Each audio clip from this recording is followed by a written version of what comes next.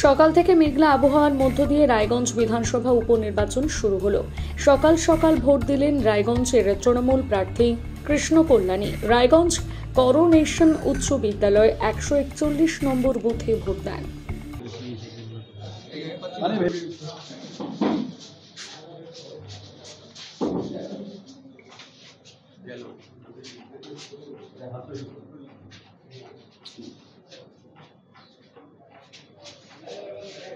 আমার কাজটা দেখো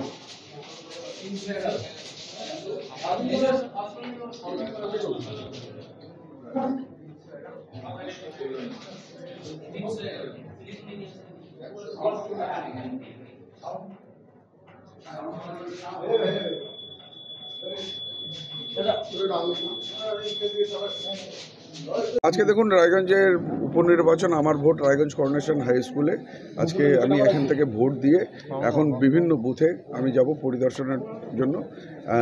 এখন পর্যন্ত যেটা মানে সব জায়গায় ভোট কম বেশি চালু হয়ে গেছে। এখানে আমাদের বুথে একটু দেরি করে চালু হয়েছে 10 মিনিট। এখন পর্যন্ত কোনো অপ্রীতিকর কোনো ঘটনা শুনিনি।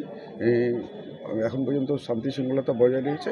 যদি কোনো রকম ওই ধরনের যদি হয় তাহলে আপনাদের সম্মুখে আসব আর জনগণের উদ্দেশ্যে অবশ্যই বার্তা। আশঙ্কা করছেন কোনো ঝামেলা হতে পারে? দেখুন 2021 বিধানসভা থেকে আমি দাঁড়িয়ে বিধায়ক হওয়ার পর 2023-এ যেমন পঞ্চায়েত ভোট ছিল, লোকসভা 2024 হলো, কোনো মানে গণ্ডগোল সন্ত্রাস হয়নি। কিন্তু এর আগে রায়গঞ্জবাসী উইটনেস রয়েছে কিছু বাইরের নেতা যারা হয়তো এখন বিজেপির হাইকমান্ডে আছে, তারা যখন রায়গঞ্জে এসেছে তখন রায়গঞ্জে অশান্তি হয়েছে, সন্ত্রাস হয়েছে।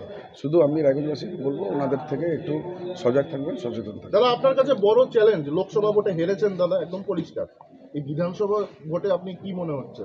দেখুন, গণতন্ত্রের উৎসবের মধ্যে জনাদেশ জনগণই শেষ কথা। তাহলে জনদেশ এটা 13 তারিখ অবধি অপেক্ষা করতে হবে। তবে যেই হিসাবে উন্নয়নকে পাথেয় করে যেই হিসাবে এবার প্রচার করা হয়েছে, সাধারণ মানুষ যেই হিসাবে আমাকে সমর্থন দেখিয়েছে আর যেই হিসাবে তারা সাড়া দিয়েছে, তাতে আপনারা দেখবেন এবার বিপুল ব্যবধানে তৃণমূল কংগ্রেস এই সিটটি জিততে চায়। এটা 141।